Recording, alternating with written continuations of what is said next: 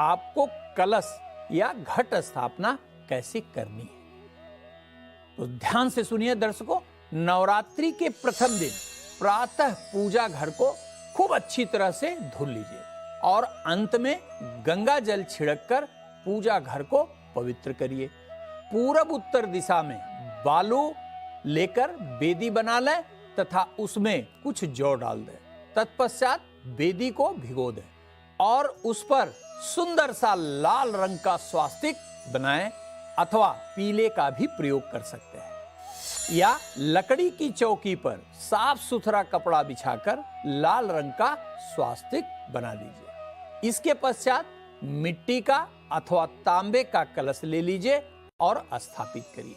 कलश में गंगा जल अथवा गंगा जल मिश्रित पानी भर दीजिए। जल भरते समय वरुण देव का ध्यान करते हुए ओम वरुण देवाय नमः मंत्र का जप मानसिक अवश्य करते रहिए। कलश में एक सुपारी, हल्दी की गांठ, दुर्वा, रोली, सिक्का डाल दीजिए। तत्पश्चात कलश पर आम का पल्लव रखें। ध्यान रखिएगा, पत्तियां 5 होनी चाहिए और इसी को पल्लव कहा जाता है। कलश के ऊपर ढक्कन में अक्षत रखकर कलश को ढक दीजिए। इस प्रक्रिया के पूरा होने के बाद लाल रंग के वस्त्र से कलश को लपेट दें और कलश को स्थापित करने के पश्चात सूखे नारियल को लाल कपड़े में लपेटकर उस पर कलावा लपेट दें और इसे कलश के ढक्कन पर स्थापित कर दें। कलश के ऊपर फूल की माला अवश्य अर्पित करिएगा, यह बड़ा ही शुभकारी होता है। आचार्य जी, नवरात्र में कलश स्थापना के साथ अखंड ज्योति का भी खास महत्व माना जाता है। आपसे ये जानना चाहेंगे कि अखंड ज्योति का नियम क्या होना चाहिए। सनातन धर्म में दीपक को भगवान अग्निदेव का प्रतीक माना जाता है। दीपक पवित्रता, समर्पण, श्रद्धा आदि का द्योतक है, प्रतीक है। जो दीपक लगातार नवरात्रि में 9 दिनों तक जलाया जाता है वह अखंड ज्योति कहलाता है। नवरात्रि में अखंड ज्योति का विशेष महत्व बताया गया है। यह मान्यता है कि नवरात्रि में यदि लगातार 9 दिनों तक बिना किसी विघ्न के दीपक जलता रहे तो निश्चय ही उस घर में धन धान्य की वृद्धि होगी, सभी नकारात्मक ऊर्जाओं का नाश होता। माता भगवती कृपा करेंगी और सभी मनोकामनाएं पूरी करेंगी। अखंड ज्योति के लिए किसी पीतल या मिट्टी के बड़े पात्र में कलश स्थापना के समय से ही अखंड ज्योति लगातार 9 दिनों तक जलाए रखना होता है। अखंड ज्योति को कभी भी जमीन पर नहीं रखना चाहिए। अष्टदल बनाकर माता दुर्गा के सामने अखंड ज्योति रखनी चाहिए।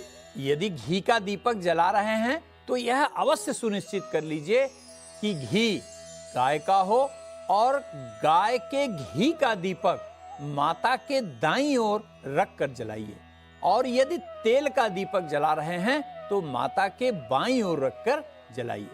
अखंड ज्योति को कभी भी बुझने नहीं देना चाहिए और सदैव उसकी देखभाल 9 दिनों तक लगातार करते रहना चाहिए। देखिए दर्शकों, आप दीपक के समय निश्चित रूप से आप इस मंत्र को जो मैं आपको नोट करा रहा हूं या मैं पढ़ रहा हूं, आप नोट कर लीजिए, वह करिए। शुभम करोति कल्याणम आरोग्यम सुख संपदाम शत्रु वृद्धिम विनाशम च दीप ज्योति नमस्तुते। इस मंत्र का जरूर पूजा करिए, जरूर पाठ करिए। इस मंत्र के द्वारा नियमित रूप से अखंड ज्योति का पूजन समस्त मनोकामना को निश्चय ही पूर्ण करेगा, इसमें कोई संशय नहीं।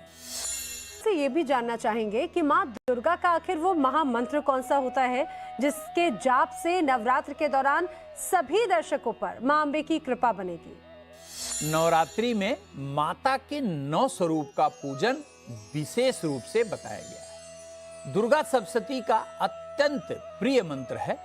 प्रथमम शैलपुत्री च द्वितीयम ब्रह्मचारिणी तृतीयम चंद्र घंटेति कुष्मांडेति चतुर्थकम पंचमम स्कंधमातेति खष्टम कात्यायनीति च सप्तमम कालरात्रीति महागौरीति चाष्टमम नवमम सिद्धिदात्री च नवदुर्गा प्रकृतिता। अर्थात नवरात्रि के प्रथम दिन माता शैलपुत्री, दूसरे दिन जगदम्बा ब्रह्मचारिणी, तीसरे दिन माता चंद्रघंटा, चौथे दिन माता कुष्मांडा, पांचवें दिन स्कंद माता, छठवें दिन माता कात्यायनी, सातवें दिन माता कालरात्रि और आठवें दिन माता गौरी और नौवें दिन माता सिद्धिदात्री के पूजन का विधान बनाया गया है।